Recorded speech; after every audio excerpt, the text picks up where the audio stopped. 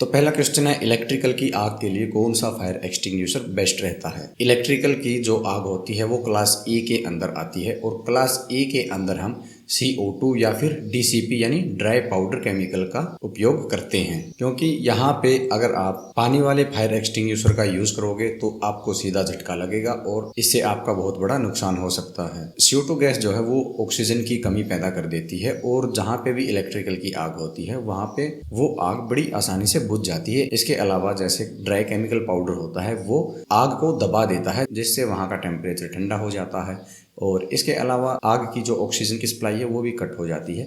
इसकी वजह से DCP यानी ड्राई केमिकल पाउडर वाला जो फायर एक्सटिंग्विशर होता है वो भी आग को बड़ी आसानी से बुझा देता है। लेकिन यहाँ पे ध्यान रखने वाली बात ये है, जो ये DCP यानी ड्राई केमिकल पाउडर होता है इसको हमें मैक्सिमम 1000 वोल्ट तक ही यूज करना चाहिए। इससे ऊपर का अगर हमारा सिस्टम है तो वहाँ पे हमें सिर्फ CO2 यानी कार्बन डाइऑक्साइड वाला जो फायर एक्सटिंग्विशर है सिर्फ उसको ही यूज करना होता है। PPE का पूरा नाम क्या है? PPE का पूरा नाम जैसे आप यहाँ पे देख सकते हैं, PPE मतलब पर्सनल प्रोटेक्टिव इक्विपमेंट। ये वो सारी चीज़ें हैं जो आप किसी भी काम को करते वक्त पहनते हैं या फिर यूज़ करते हैं, जैसे सेफ्टी हेलमेट है, सेफ्टी शूज़ है, ग्लव्स है, सेफ्टी गॉगल्स हैं या फिर ईयर प्लग हैं। ये सारे के सारे जो इक्विपमेंट या उपकरण होते हैं ये हमारी सेफ्टी को इंश्योर करने के लिए हम किसी भी काम को करते हुए इनका यूज़ करते हैं, ताकि जो हमारी सेफ्टी है वो सुनिश्चित हो सके। हमें कोई भी काम करने से पहले इस PPE किट का जो है वो ज़रूर से ज़रूर इस्तेमाल करना चाहिए, क्योंकि काम से पहले हमारी सेफ्टी ज़रूरी है। अगर हम सुरक्षित रहेंगे तो ही हम सही से काम कर पाएंगे। इसीलिए सेफ्टी फर्स्ट वाला जो रूल है वो हमेशा हमें याद रखना चाहिए और प्रॉपर PPE किट के साथ ही हमें अपने जो भी काम है वो पूरे करने चाहिए। इसको याद रखने का तरीका है, PPE मतलब प्लीज प्रोटेक्ट एवरीवन, यानी खुद को और दूसरों को बचाओ। अगर ये सवाल आपसे इंटरव्यू में पूछा जाता है तो आप सिर्फ इतना बोल दें कि PPE का मतलब पर्सनल प्रोटेक्टिव इक्विपमेंट होता है, जो कि हमें किसी भी काम को करते वक्त यूज करने चाहिए और ये किसी भी एक्सीडेंट की संभावना से हमें सेफ रखते हैं। अगला क्वेश्चन है, हाइड्रोमीटर से क्या मापते हैं? हाइड्रोमीटर से हम बैटरी का इलेक्ट्रोलाइट यानी बैटरी के अंदर जिसको हम एसिड भी बोलते हैं उसकी स्पेसिफिक जो ग्रेविटी होती है उस ग्रेविटी को हम इस हाइड्रोमीटर की मदद से मेजर करते हैं। अब बैटरी की जो स्पेसिफिक ग्रेविटी है वो नॉर्मली 1.250 से लेके 1.280 तक होती है अगर हमारी बैटरी फुली चार्ज है, यानी हमारी बैटरी फुल चार्ज है। तो इस कंडीशन में इस बैटरी की ग्रेविटी हमेशा 1.250 से 1.280 के बीच में होनी चाहिए। अगर हमारी बैटरी की जो ग्रेविटी है वो 1.100 से नीचे आ जाए तो समझ जाओ आपकी बैटरी जो है वो पूरी तरह से डिस्चार्ज हो चुकी है। अब बैटरी की ग्रेविटी से रिलेटेड आपको वीडियो देखनी है, जैसे बैटरी की ग्रेविटी हम किस तरीके से बढ़ा सकते हैं,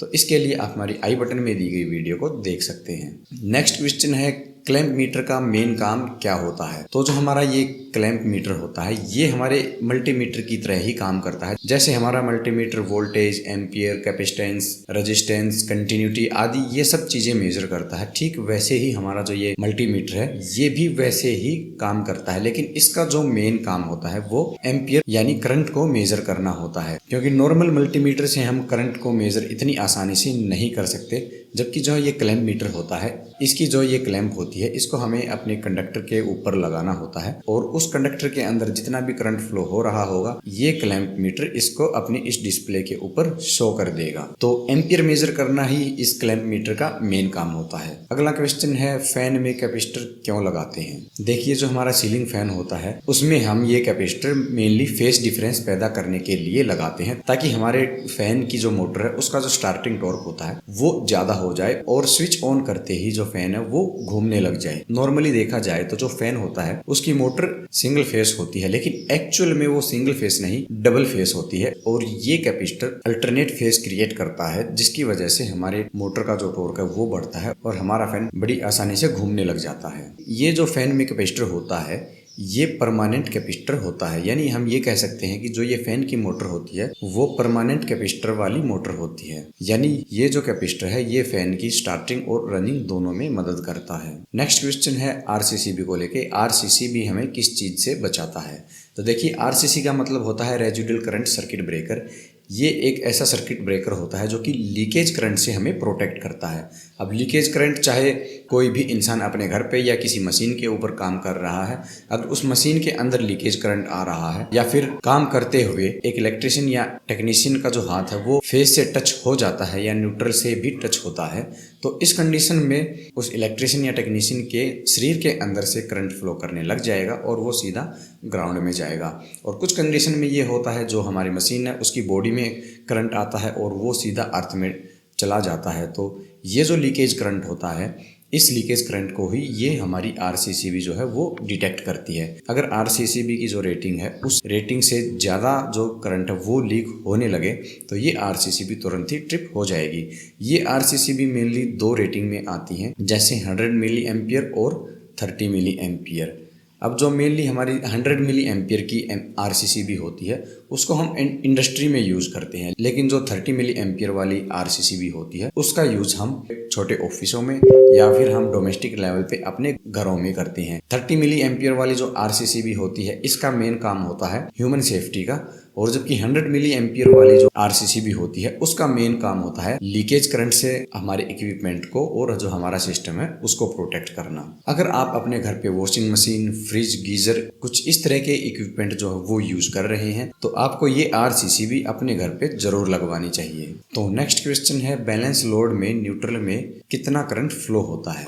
तो देखिए, जो हमारा ट्रांसफार्मर होता है या जनरेटर होता है उसमें जो 3 फेस होते हैं उन तीनों फेस के ऊपर अगर बैलेंस लोड है यानी तीनों फेस के ऊपर इक्वल लोड है तो इस कंडीशन में जो न्यूट्रल है उसके अंदर 0 करंट फ्लो करेगा, क्योंकि जो हमारे तीनों फेस होते हैं आर वाई बी, इन तीनों के बीच में 120 डिग्री का फेस डिफरेंस होता है, जिसके कारण हमारे न्यूट्रल में हमें 0 वोल्ट देखने को मिलती है। लेकिन अगर हमारे सिस्टम के ऊपर अनबैलेंस लोड है यानी एक फेस के ऊपर 10 एम्पियर का लोड चल रहा है, दूसरे के ऊपर 20 एम्पियर का लोड चल रहा है और तीसरे फेस के ऊपर 15 एम्पियर का लोड चल रहा है, तो इस हिसाब से हमारे तीनों फेस के ऊपर अलग अलग जो लोड है वो चल रहा है। तो ऐसे में जो ये 120 डिग्री का फेस डिफरेंस है ये मेंटेन नहीं हो पाता है।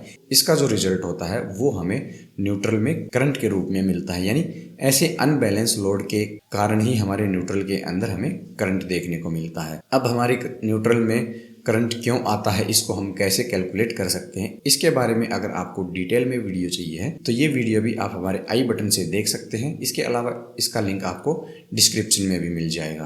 अगला क्वेश्चन है, सेम वोल्टेज पे एसी या डीसी कौन ज़्यादा खतरनाक है।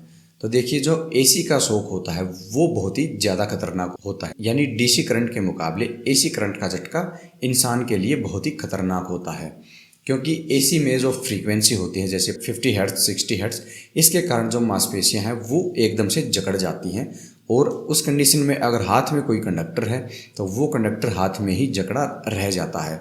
इसके अलावा जो ये फ्रीक्वेंसी इंसान के शरीर के अंदर से फ्लो करती है तो उसके कारण जो इंसान का हार्ट होता है उसकी जो मैग्नेटिक पल्स होती है या इलेक्ट्रिसिटी जो जनरेट करता है हमारा हार्ट वो डिस्टर्ब हो जाता है, और वो डिस्टर्ब हो गया तो जो इंसान का हार्ट होता है वो काम करना बंद कर देता है। तो इसी कारण से जो एसी करंट होता है वो डीसी के मुकाबले बहुत ज़्यादा खतरनाक होता है।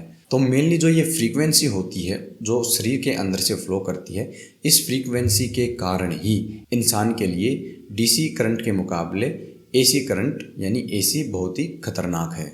तो उम्मीद है आपको ये वीडियो पसंद आई होगी। अगर ये वीडियो पसंद आई है तो इसको लाइक कीजिए, शेयर कीजिए और हमारे चैनल को भी सब्सक्राइब कर लीजिए। इसके अलावा अगर आप इंटरव्यू में पूछे जाने वाले ऐसे ही सवालों के बारे में और वीडियो देखना चाहते हैं तो आप हमारी एंड स्क्रीन की वीडियो से भी देख सकते हैं। इसके लिए हमने पूरी की पूरी प्लेलिस्ट बनाई है। इस प्लेलिस्ट से जाके आप सारी वीडियो देख के आसानी से इलेक्ट्रिशियन एमएसटी का जो इंटरव्यू है वो क्लियर कर सकते हैं।